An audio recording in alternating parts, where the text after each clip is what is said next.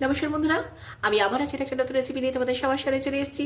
সেটাই কি করে করছি সেটা দেখো তোমাদের সকলের সঙ্গে শেয়ার করছি। এখানে আমি দেখতে পাচ্ছ একদম শীতের মরশুমের কচি কচি পেঁয়াজগুলি একদম এইভাবে থিকনেসের আমি এই থিকনেসে কেটে রেখে দিয়েছি। তোমরা চাইলে যদি মনে করো যে একটু কেউ বড় রাখবে তো রাখতেই পারো, আর যদি মনে করো কেউ একটু এর থেকে ছোট হলেই এটা বেশি ভালো হয়। খুব বেশি বড় বড় কিন্তু এটা যেরকমভাবে তরকারিটা করবো ভালো লাগবে না। প্রথমে আমি একটা ওভেনে কড়া বসিয়ে দেবো। বন্ধুরা, আমি ওভেনে কড়া বসিয়ে দেখো একটু তেল দিয়ে দিয়েছি পরিমাণ মতন। এবার এই তেলের মধ্যে আমি একটু শুকনো লঙ্কা দেবো, দুটো ফোড়ন, আর সবার আগে দিয়ে দেবো একটু নুন যাতে ছিটেটা কম আসে, আর একটু সাদা জিরে, আর দিয়ে দেবো একটু মৌরি, আর দিয়ে দেবো কালো জিরে। ফোড়নটা একটু ভাজা হলেই এর মধ্যে দুটো পেঁয়াজ কুচিয়ে রেখে দিয়েছিলাম সেটা দিয়ে দেবো।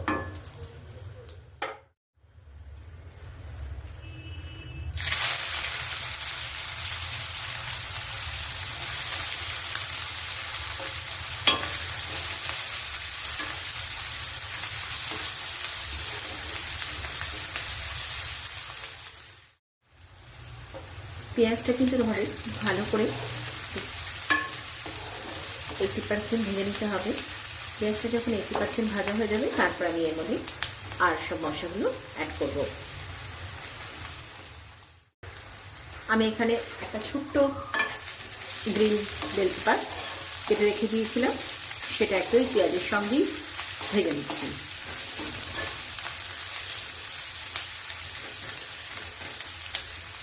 এটা খুব বেশি শক্ত শক্ত থাকলে ভালো লাগবে না, এটার ফ্লেভারটাই আমাদের মেন।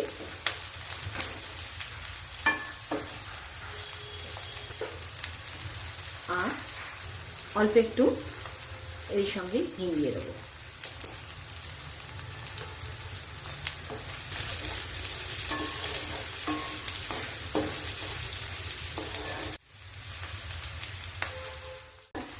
পেঁয়াজটা কিন্তু আমার 70% ভাজা হয়ে গেছে। এবার আমি এর মধ্যে দিয়ে দেবো কুচনো আদা 1.5 চামচের মতন, রসুনও কুচনো দিয়ে দেবো 1.5 চামচের মতন।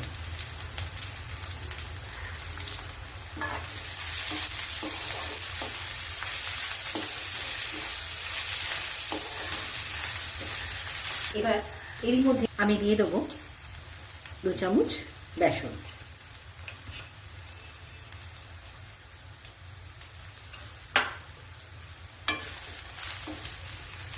এবার বেসনটাকে এর সঙ্গে খুব ভালো করে কিন্তু ভেজে নিতে হবে। বেসনটা ভাজা হলে দেখবে একটা ভালো স্মেল বেরোবে, ঠিক তখন এর মধ্যে আমরা আরো কিছু মশলা অ্যাড করে দেবো। ভালো করে বেসনটা ভাজা হয়ে গেছে, এবার দিয়ে দেবো 2 চামচ দই।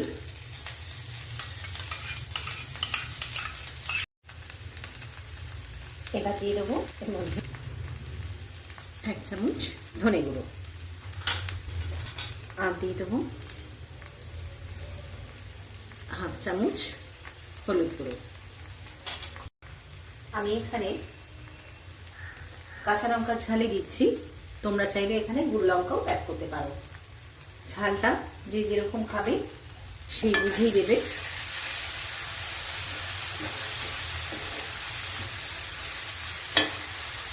অল্প একটু জল অ্যাড করব,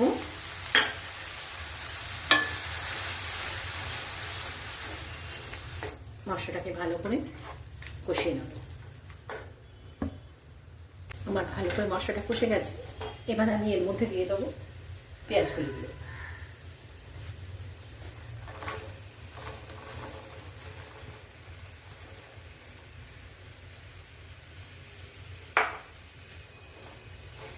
এবার পেঁয়াজগুলি দিয়ে ভালো করে এটাকে একটু কষিয়ে নিতে হবে।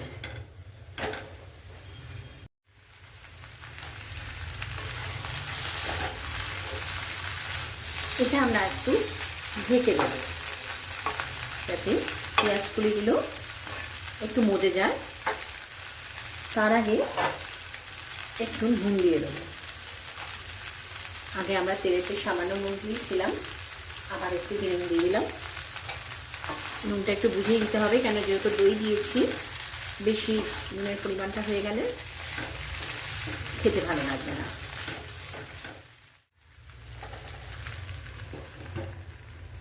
এটা একটু ঢেকে দেবো। বন্ধুরা, ঢাকাটা তুলে মাছ একটু কিন্তু নেড়ে দিতে হবে। আমাদের পেঁয়াজ কুলিটাও ভালো করে মজে গেছে। এবারে আমি এর মধ্যে একটু গরম মশলা দিয়ে দেবো।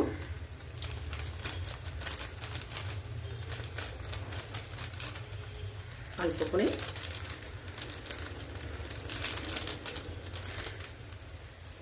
আর একটু কাশ্মীরি লঙ্কার গুঁড়ো।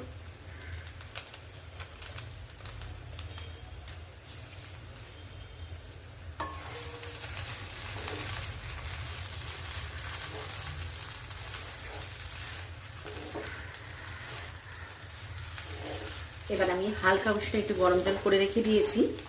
এবার সেটা আমি অল্প পরিমাণে এখানে একটু অ্যাড করব।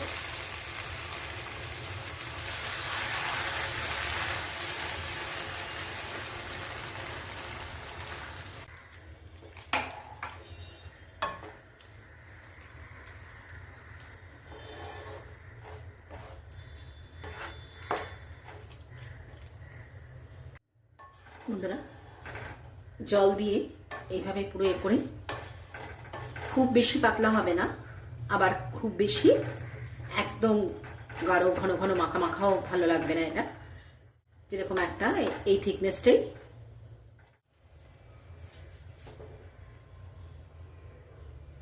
একটু ফুটলেই আমি নামিয়ে নেব।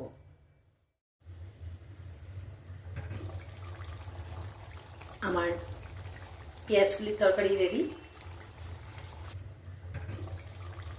আমি এটাতে ধনেপাতা দিয়ে নামিয়ে দেবো। পেঁয়াজগুলির তরকারি রেডি। বন্ধুরা, আমি কিন্তু আমার পেঁয়াজগুলির তরকারি শীতের মরশুমের নতুন ইউনিক টাইপের একটা রেসিপি সার্ভ করে দিয়েছি রুটি দিয়ে গরম গরম। আর এটা কিন্তু ভাত রুটি সব কিছুর সঙ্গেই ভালো লাগবে। আর যারা জানতে না পেঁয়াজগুলি দিয়ে এভাবে তরকারি খেতে, তারা তো আমার এই রেসিপিটা দেখে শিখেই নিলে। তাই যদি একবার ঘরে আমার এই রেসিপিটা দেখে একবার ট্রাই করে দেখে নাও। দেখবে একবার তোমাদের এভাবে খেলে আবার তোমাদের এই ঠান্ডায় কিন্তু পেঁয়াজগুলি দিয়ে এভাবেই তরকারি খেতে ইচ্ছা হবে। তাই আমার এই রেসিপিটা যদি ভালো লেগে থাকে, প্লিজ যারা ফেসবুক থেকে দেখছো একটা লাইক করতে ভুলো না, আর যারা ইউটিউব থেকে দেখছো তার আমার চ্যানেলটাকে সাবস্ক্রাইব করতে ভুলো না প্লিজ। আবারই এরকম একটা ইউনিক রেসিপি নিয়ে তোমাদের সবার সামনে হাজির হবার এক্সপিরিয়েন্স। বাই বাই, সবাই ভালো থেকো, সুস্থ থেকো।